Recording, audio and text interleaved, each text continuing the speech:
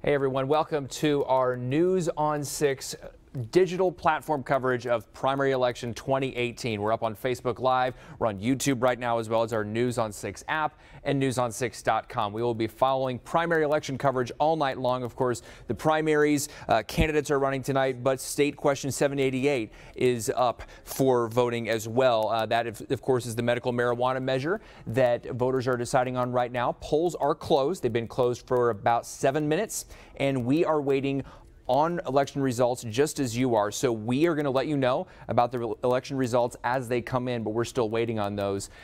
So let's go through some of the issues and candidates that we're going to be covering tonight.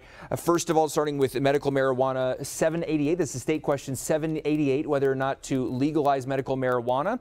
Also, we have the governor's races. There are Republican and Democratic and Libertarian primaries in the governor's race tonight. The state attorney general, there's only a Republican primary in the Attorney General race. We've got Lieutenant Governor covered for you tonight, as well as U.S. District House 1, 2, and 3, and that covers just about all of Green Country. We want to now bring in pollster Bill SHAPARD with SOONERPOLL, and he's monitoring this election in Oklahoma City for us right now. Bill, welcome, and this is a Christmas day for you, right? This is a big night tonight. It is. I'm Cinderella during these times, and then I'll turn back into a pumpkin after the election's all over. Yeah, we're all excited back here at News on 6 as well, and thank you for joining us again. So let's start off with a race that has, well, I've lost count of all the candidates. It's the governor's race. We're talking about 3 different primaries going on in the governor's race.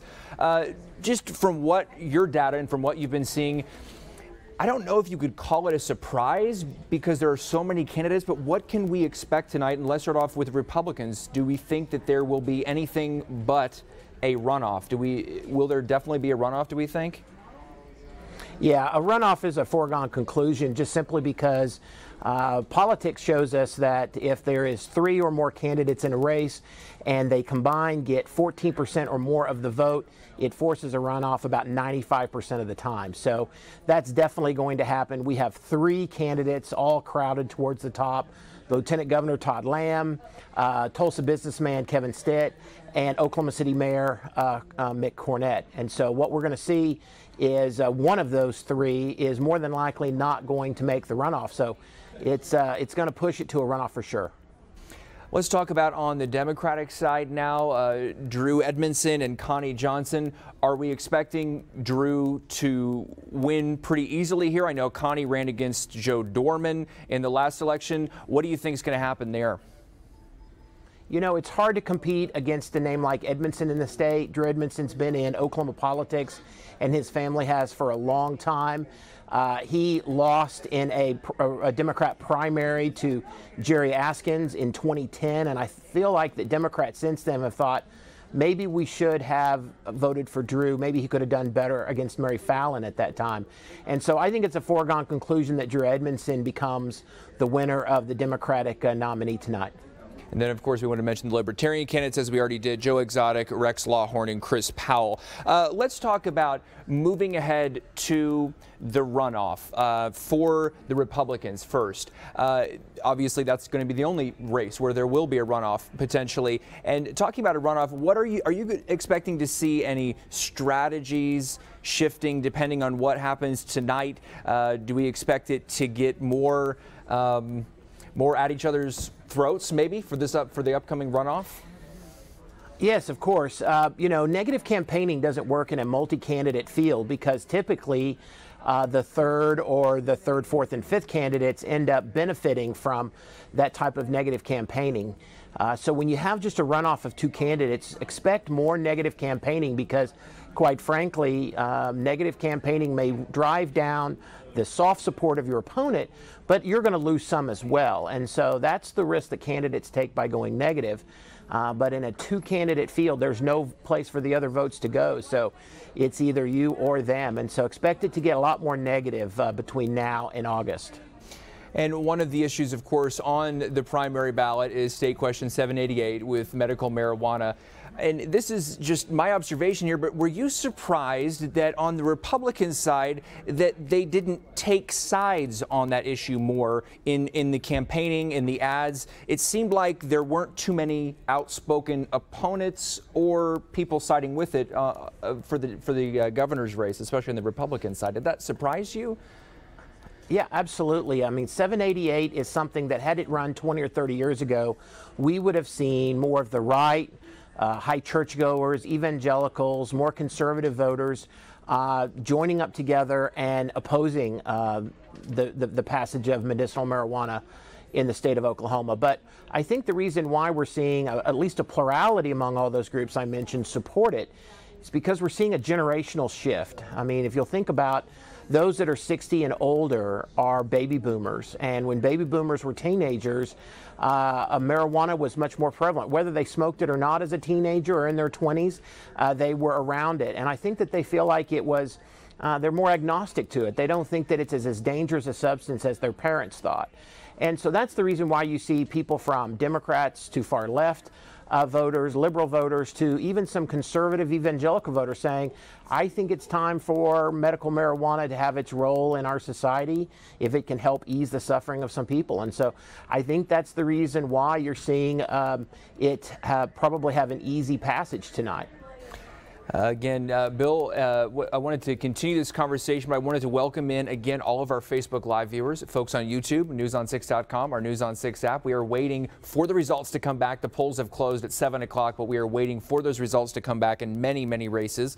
And so, Bill, I wanted to ask you again about State Question 788, though the state question itself, do you think that it will pass? Do you think it'll get enough yes votes to pass? Because there was a resistance and opposition group to 788 that was very well funded, but they kind of, it seemed like, came in at the end, kind of in the last month. What do you think is going to shake out with 788?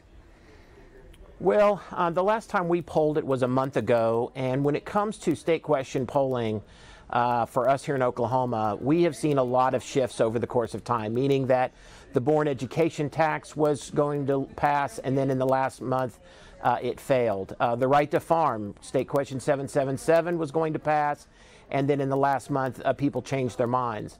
And so I think the no side on 788 used the same tactics. They're kind of like embrace that, well, medical marijuana is okay, but not this bill or not this state law. And that's a tactic we've seen before, and it has been successful. But I think they're up much, as I said earlier, a generational shift that will be much more harder for them to overcome in just a month. And so a lot can happen, a lot can change. I mean, it might fail tonight for all we know. The point is that people can change their minds over state questions or issues very easily, but when it comes to candidates, they rarely move very much. So according to our polling from a month ago, it was probably going to pass. Okay. We wanted to talk, of course, about the U.S. congressional seats, many of those seats up. Jim Bridenstine's old seat in District 1, of course, he's now the head at NASA, and there are several Republicans and Democrats on both sides for District 1. District 2 is also interesting because that's Markwayne Mullen's current seat. But, Bill, were you surprised that he drew 3 opponents in the Republican primary, and do you think he's going to be in for a fight, or do you think he's going to cruise to a primary victory here? I think Markwayne Mullen will still be successful tonight. I mean, we see time and time again that in Oklahomans, when they look at who they want to send to Washington, D.C., they prefer Republicans, and they typically stick with a Republican unless they've entered into some sort of personal problem. I mean, we saw John Sullivan have an alcoholism problem at some point. We saw the House banking scandal from the 70s and 80s cost some congressmen some jobs. So I really don't think that there's any kind of real reason why Markwayne Mullen, in the voters' mind, should be voted out of office. But there is a lot of talk about the Democrats surging this year, having an opportunity to pick up some seats, predominantly in red states. And you know, Markwayne Mullen represents Little Dixie. It's long been a stronghold of for Democrats in the state of Oklahoma, but it's voted Republican here over the past decade or so. And so is there a chance? We'll find out as we move closer into the general election here after the primary is over tonight for sure. And Bill, you mentioned Oklahomans a lot of times go with who they know. That is, again, not the case in U.S. House District 1, where Jim Bridenstine's at NASA. So what do you think is going to shake out in District 1, which covers Washington, Tulsa, Wagner County, then parts of a couple others? Yeah, that's an interesting race. I think you've got 3 strong candidates there. They all come from a different part of the Republican Party. And I wish I had some polling on that and could tell you at least a little bit of insight, but we haven't done any polling at all in that one. And so we're hoping that tonight, because we think it will truly be a runoff, because we think there'll be strong support for all 3 of those candidates. And so you've got Kevin Hearn, who's a McDonald's franchisee, who's been able to raise a lot of money, and obviously money is very important in raising your name identification and running for political office. Former district attorney Tim Harris has had a strong ground game, even though he's had a tough time raising money. And then, of course, you've got the Club for Growth, or the far-right candidate, Andy Coleman, and then with the, I saw you got the endorsement of Mr. Bridenstine's father. Is that correct? But anyway, the point being is I think you're going to see a real divide between the 3 of them, but only 2 will prevail tonight, and there'll probably be a runoff in that one as well. And then last question for you, Bill. We had touched on it a little bit, but do the Democrats have any chance in the congressional races or in the governor's race? Talking about fast forwarding now to the general election, do the Democrats have any shot? I think they do, and the reason why I'm saying that is that if you'll take a look at the polling that we did for News 9 and News on 6, we asked the congressional generic ballot, would you vote for November for the Republican candidate or the Democrat candidate? And the Republican candidate led the Democrat by 25 points, which is rather sizable, 53 to 28. But then when we asked matchups between the top 3 Republican candidates running for governor and Drew Edmondson, we find that that separation to 25 points drops to as little as 3 points. 33, roughly 33, 32 to 30 points for Drew Edmondson. So what does this tell us? This tells us that Oklahomans right now, regardless of whether it's a Democrat or Republican in the White House, still believe that Republicans are the best to send to Washington. But I think these numbers show that they're beginning to question whether having an all-Republican field at the state level is a good thing. And so I think, are going to see a lot stronger race from the Democrats in the governor's race this year, and I think that the polls will be a lot closer as we move beyond the point of knowing who the 2 nominees are, which hopefully will be solved tonight or after the runoff in August. Bill SHAPARD with SOONERPOLL. We appreciate your time, Bill. Thank you so much, and have a great night. We want to talk now with News on 6 anchor Brian Dorman, who is with former Oklahoma City Mayor Mick Cornett. He is in the Republican mix for governor, the gubernatorial primary tonight, served 4 terms as mayor. And Brian, tell us, kind of set the scene for us. And I see you have Mayor Cornett, former Mayor Cornett, there with you. I do actually, Dave. You know, a beautiful venue here at the Tower Theater here in Oklahoma City. Of course, the Oklahoma City guy here, Mick Cornett. You know, a lot to celebrate. You're born and raised here in the state of Oklahoma, and a lot of people, of course, know you here in Oklahoma City. You had a very successful run as mayor, 14 years. You started with city council, and gosh, you were on this side of things for a long, long time. Well, tell folks a little bit about you that may not know you that well. Well, you know, the challenge for us has largely been telling our story on the eastern side of the state, where, as you mentioned, I'm not well known. Now, my wife is from Veneta and spent 25 years in Tulsa, so she's well known. She has lots of friends over there. But it's really been an opportunity for us to get out and talk about some of the successes and my vision for the state of Oklahoma. And I think people want more accountability, they want more transparency, they want a stronger economy, and I think I have a skill set that can be helpful. I'm a consensus builder, a problem solver, and I try to get things done. And I think those are assets that we can take statewide. Yeah, and education, very important to you as well. I understand that your mom taught for a very long time. Tell us about that. My mother was a first grade teacher for 35 years. We're frankly not going to be the state that we want to be until we raise the standards of health and education. When I take a step back and I look at the state and I say, what fundamentally is our issue? It's health and education. That's a cultural issue, and I want to address it. And you know, I think it's going to take leadership, but I think people are ready. I think people are ready to raise the standards and let Oklahoma become the state that we all know it can be. There's nothing wrong with the DNA of Oklahoma. We just need to work a little harder. Your thoughts on where we stand on education? Obviously a contentious year, lots of steps forward. Where do we go from here in your eyes? Well, I think we address the cultural issue just of having low standards in general. You know, certainly I think with the relationship and the emotions of the teacher and the teacher's salaries and the lack of respect that they've been shown, you know, over the last few years. I think a lot of people are kind of looking at this differently now, and I'm hoping we can build on that and grow.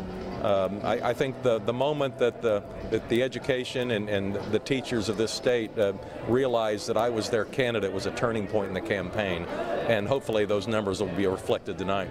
Education important to you, health as well. I understand you went through your own transformation when it came to health and wellness. Right. Well, I lost 40 pounds and put the entire city on a diet, and we lost 1 million pounds collectively, and then realized the built environment was part of our issue. And I produced a TED Talk on it, and ultimately we changed the built environment, made it a more pedestrian-friendly, walkable city. You know, frankly, we didn't have the sidewalks or the jogging and biking paths that Tulsa had, and Oklahoma City's built environment was built to very low standards, built around the automobile, and we had a lot to learn from the city of Tulsa and the surrounding areas. Sir, my last question to you. Polls are now closed here. It's past 7 o'clock. How are you feeling? Yeah, I thought 7 o'clock would never get here. Finally it did. You know, I'm as anxious as everybody to look at the numbers and you know, ready for anything. I know this. We've worked as hard as we can work. And so I have no regrets either way. I'll take the results and I'll deal with them, and hopefully we'll get to move on beyond tonight. All right, Mr. Cornett, thank you so much. I appreciate your time. Thank you, sir. I know everybody wants a little bit of your time here tonight. And again, very, very exciting here inside Tower Theater. All of friends and family starting to gather. I just want to give you a look at the room now because it's much different than when we met with you on television, Dave, at 5 and 6 o'clock here on Facebook Live as we're streaming live. Look at the room. Lots of mixed family and friends. His wife is here. His children are here again as we look back on his life. 20 years in television broadcasting. He'd worked in television 20 years before he transitioned into his time in city council and then mayor for 14 years. So lots of people here in Oklahoma City know him very, very well. It's, again, he said, the challenge, getting folks in green country to get as excited about him as well. Dave? Thank you, Brian. And again, Mick Cornett, one of many candidates on the Republican side, 9 candidates running in the Republican primary. We just had numbers come in for the early voting numbers have just come in. So we do start seeing those numbers roll in. We'll have more on that update on television with Terry Hood and Craig Day here in a few minutes. For now, we're going to take a break from our Facebook Live, YouTube, and News on 6 platforms, and I will be back with you here in a few minutes for more digital platform coverage of the 2018 primary elections here in Oklahoma. We'll be right back.